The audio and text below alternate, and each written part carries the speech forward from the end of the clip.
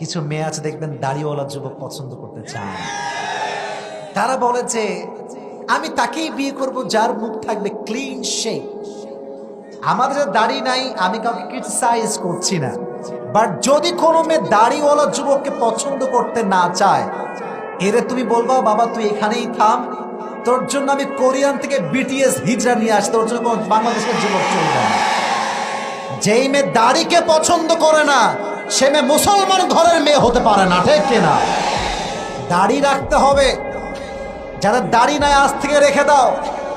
দাড়ি যখন চাপ দাড়ি হয়ে যায় প্রোফাইল পিকচার একটা আপডেট দিবা চাপ দাড়ি দিয়ে, আর ক্যাপশন লিখবা আমি নবীর দাড়ি রাখলাম, কে কি বলবি বল, আই ডোন্ট কেয়ার, ঠিক কিনা? দাড়ি রাখতে হবে যুবক ভাই। নবীর আদর্শের জায়গা হচ্ছে দাড়ি। যে দাড়ি রাখে কবরে তাকে পরিচয় দেওয়া লাগে না যে আমি মুসলমান, তার দাড়ি বলে দেয় আমি মুসলমান ঘরের সন্তান, ঠিক কিনা?